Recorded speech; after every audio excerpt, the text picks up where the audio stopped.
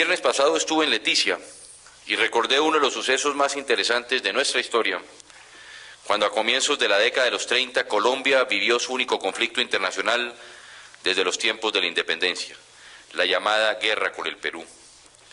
La acción detonante de esta guerra fue la toma de Leticia por parte de un grupo de aventureros peruanos, la cual habría de desembocar en un lamentable enfrentamiento entre dos naciones vecinas. Situémonos en esa época, hace aproximadamente 70 años, en esa Colombia adormilada que comenzaba apenas a ingresar en la modernidad, y pensemos en qué podía significar Leticia para los colombianos. Las comunicaciones eran rudimentarias, las vías casi inexistentes, el servicio aéreo estaba en sus inicios. En fin, Leticia no era más que el eco lejano de una inmensa región colombiana rescatada del olvido hacía menos de una década por la pluma magistral de José Eustacio Rivera, pero nada más. Sin embargo, ante el anuncio de la confrontación y la conciencia del riesgo de perder a Leticia y amplias zonas del territorio amazónico, los colombianos de los años 30, tal vez nuestros abuelos, se volcaron a apoyar la causa de Colombia. Los jóvenes se alistaron en el ejército, los empresarios pagaron tributos especiales y las mujeres en todo el país, en un histórico gesto de desprendimiento, entregaron sus joyas y hasta sus anillos de matrimonio para apoyar a los valientes soldados que luchaban en esa lejana y desconocida frontera. Todas fueron manifestaciones de la conciencia de una nación sobre la urgencia de responder unida, acudiendo incluso al sacrificio de sus vidas y sus bienes para defender la integridad de su territorio y la soberanía nacional. Ejemplos conmovedores como estos los encontramos en la historia de todas las naciones, cada vez que su libertad y su forma de vida libremente elegida se ven amenazadas o atacadas. Recordemos el caso del pueblo de Inglaterra durante la Segunda Guerra Mundial, cuando soportó noche tras noche la furia destructora de los bombardeos nazis y cada mañana se levantaba con más entusiasmo todavía para recoger los escombros, enterrar a los caídos y seguir resistiendo en medio de inmensos sacrificios, unido en torno a la decisión de salvar su país del invasor. En esas circunstancias, no hay forma de pensar de manera egoísta ni se puede ser indiferente frente a lo que pasa. Cuando un país está siendo atacado, la labor de defensa nacional no radica únicamente en su fuerza pública, sino que exige el concurso decidido y patriótico de toda la ciudadanía. Pues bien, volviendo al recuerdo de la guerra del Perú, si Colombia reaccionó de manera tan solidaria y con tal disposición de sacrificio frente a esas lejanas escaramuzas que se presentaban en una región selvática y prácticamente desconocida, ¿qué deberíamos esperar hoy de los colombianos cuando el ataque de los terroristas contra la población civil, contra la infraestructura nacional y contra las autoridades se ha diseminado por todo el país y golpea las puertas de nuestras casas? No hay duda de la respuesta. Cuando la sociedad civil, la libertad y la vida de los colombianos están siendo atacadas desde todos los flancos por los terroristas, la única solución es unirse y presentar un frente compacto, dispuesto a apoyar con recursos y con acciones concretas a la fuerza pública, que es la fuerza protectora de las vidas de todos los colombianos, de nuestras instituciones y de nuestra democracia. Aristóteles en la política describía el papel del ciudadano frente a la seguridad nacional, comparando a los miembros de una comunidad con los marineros que trabajan en un barco, en un texto que hoy se aplica muy bien al tema de este seminario. Él decía lo siguiente, abro comillas: de los marineros, uno es remero, otro piloto, otro vigía, otro tiene una designación especial y consiguientemente, como es claro, la más exacta definición de su respectiva excelencia será la de cada oficio. Con todo, hay una noción común que se aplicará a todos, como quiera que la seguridad de la navegación es la obra de todos, y a este fin tiende cada uno de los marineros. Del mismo modo, y no obstante lo desiguales que pueden ser, es obra de todos los ciudadanos la salvaguardia de la comunidad. Cierro comillas. Esto lo escribió Aristóteles en el siglo IV a.C., y todavía hoy, mucho más en situaciones como las que enfrenta Colombia, guarda total actualidad. En efecto, cuando nuestra sociedad es cobardemente atacada, cruelmente atacada por la acción del terrorismo, representada en secuestros, masacres, bombas y amenazas, no cabe duda de que cada uno de los ciudadanos, cada cual desde su campo de acción, debe comprometerse con la tarea de la defensa nacional, así como cada marinero se compromete con la tarea de mantener la seguridad de la navegación. Como bien lo expresa el filósofo griego, La salvaguarda de la comunidad nos corresponde a todos. Lo he dicho varias veces y creo que hoy es la ocasión propicia para volver sobre esta idea. Las Fuerzas Armadas no son un actor más del conflicto armado interno. Ellas son los representantes de todo un pueblo, de una sociedad que está siendo atacada por agentes violentos. Las Fuerzas Armadas son parte del cuerpo del Estado y el Estado somos todos. Lo que les pase a ellas nos pasa a todos los colombianos al mismo tiempo. Su éxito es nuestro éxito y su derrota sería nuestra derrota.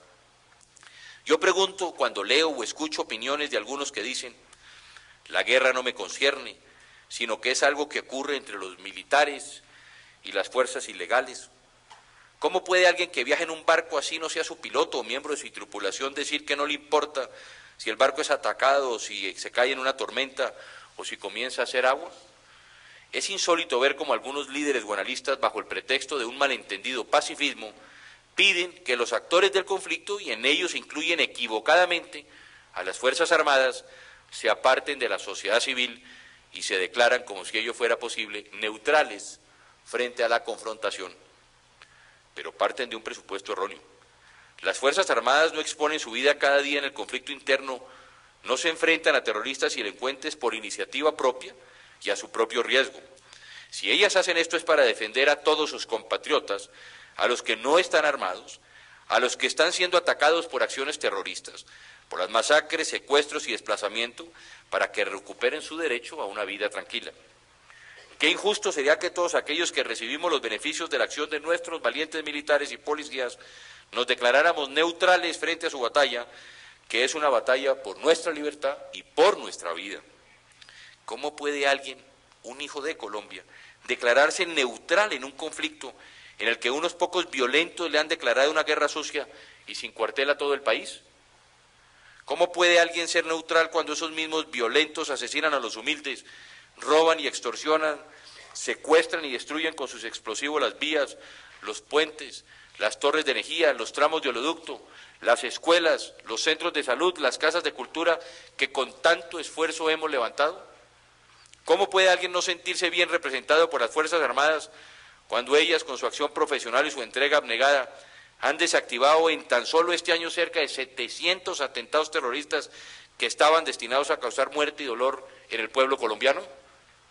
La defensa nacional es un bien público y por eso mismo exige nuestro compromiso total y sin ambages, nuestra disposición al sacrificio como única vía para lograr el éxito, no de las Fuerzas Armadas, no del gobierno, sino el de toda una nación contra un puñado de violentos que quieren imponerse con la fuerza porque no se sienten capaces de convencer con las ideas.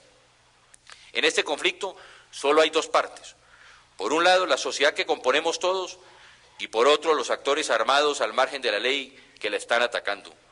En estas circunstancias resulta imperioso que los civiles nos pongamos del único lado posible, el de Colombia. Esto se aplica a todos y cada uno de nosotros, y por supuesto también a nuestros colegas de la prensa y de los medios de comunicación. Nunca antes como hoy la prensa en nuestro país se ha visto frente a un reto tan grande, un reto que exige responsabilidad, criterio y patriotismo. Hay que conciliar el deber y el derecho de informar con el deber moral del periodista y de colombianos de defender también desde la tribuna de la prensa la democracia y la libertad que hoy están siendo atacadas. Lo digo no solo como presidente, sino también como periodista. La imparcialidad del comunicador tiene perfecta aplicación en tiempos de paz, cuando se discuten posiciones entre dos tendencias políticas o entre el gobierno y un gremio o asociación o de cualquier otra índole. Pero cuando la nación misma se encuentra atacada por diversos frentes de violencia en desarrollo de una arremetida terrorista, no es posible que los medios pretendan comportarse con supuesta imparcialidad entre las dos partes, pues no son dos partes equiparables, ni ambas están enmarcadas por la legalidad. Ya lo reiteré en una intervención, de acuerdo con la propia descripción que se hace del Código del Periodista, para defender los valores de la democracia no puede existir la neutralidad. Se trata de terrorismo por un lado y de la nación colombiana por el otro. Se trata de una guerra declarada por unos pocos intolerantes contra la sociedad civil, y en esta guerra sí que es imperioso que los medios tomen partido, el de la libertad, el de la democracia, el de la legalidad, el de la vida, en suma, como decía antes, el de Colombia. ¿Y cómo hacerlo? No dejándose convertir en altavoces de los terroristas, no dándoles el gusto de propagar sus amenazas y difundiendo en cambio las noticias de la Colombia positiva, de la Colombia que trabaja y los actos valientes de todos aquellos que resisten pacífica pero firmemente contra la violencia. Así unidos, el gobierno, las Fuerzas Armadas, los medios de comunicación y toda la población civil podemos conformar un frente invencible para derrotar definitivamente a los terroristas que nos quieren imponer a sangre y fuego su régimen de terror y totalitarismo. Apreciados amigos, los últimos 3 días tuve la grata oportunidad de visitar varios departamentos del sur del país, Casanare, Amazonas, Putumayo y Caquetá. En ellos encontré la fuerza y vitalidad de una nación que resiste, de un país que se niega a entregar su territorio a unos pocos delincuentes, de un país que está dispuesto desde La Guajira hasta Leticia a defender a sus alcaldes, a sus concejales, a sus diputados que fueron elegidos por el mismo pueblo. Allí me encontré con alcaldes valientes que se mantienen firmes frente a sus encargos democráticos y les expresé personalmente mi respaldo y admiración, así como les reiteré las medidas que por decreto hemos expedido para incrementar su seguridad, tales como la utilización de los fondos locales de seguridad para su protección y la de sus familias, la creación del programa especial de protección para alcaldes y otros funcionarios municipales y departamentales en el Ministerio del Interior, la facilitación de los mejores sistemas de comunicación para avisar sobre cualquier riesgo y la posibilidad en casos extremos de que despachen desde las capitales departamentales. Los estamos apoyando con toda la decisión desde el Gobierno Nacional y estamos conociendo directamente su situación, comenzando por el mismo presidente, sus ministros, encabezados por el ministro del Interior, que nos estamos desplazando por todo el territorio nacional. Pero más allá de estas medidas, más allá de las cuantiosas recompensas que están vigentes y que serán entregadas a quienes den información eficaz que conduzca a la captura de los principales líderes de las FARC, la mejor protección, nuestra mejor arma, es la cooperación con la defensa nacional por parte de toda la población. Es decir, como se analiza en este seminario, la apropiación del concepto de defensa nacional como un bien público. El pueblo está saliendo a manifestarse pacíficamente contra las amenazas de los violentos. El pueblo está protegiendo a sus autoridades de quienes pretenden hacerles daño. Realmente emocionan ver los actos de valor civil que se han visto en El Molino, en La Guajira, en Cajibío, Totoró, Silvia, Jambaló y Toribío en el Cauca, Firavitobo y Mongua en Boyacá, en Matanzas, Suratá y Charta en Santander, en Granada, en Meta, en Pereira y La Virginia, en Risaralda, y en tantos y tantos municipios donde la población ha salido a las calles o ha izado su bandera para decirle a los violentos, no pasarán.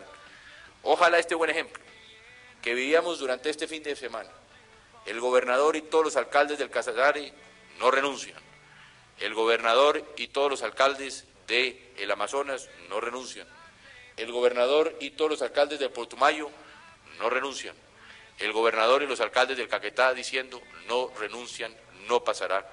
Ojalá que este buen ejemplo siga cundiendo por toda Colombia, porque sin ninguna duda, cuando todos y cada uno de los colombianos nos hayamos hecho copartícipes de nuestra defensa como nación, no habrá ningún grupo violento o terrorista que se atreva a enfrentarnos. Contra la fuerza de un pueblo unido, contra la fuerza de un pueblo decidido a defender sus instituciones y su libertad, ningún terrorismo puede triunfar. A un país apersonado de su defensa, nada ni nadie puede doblegarlo. Muchas gracias.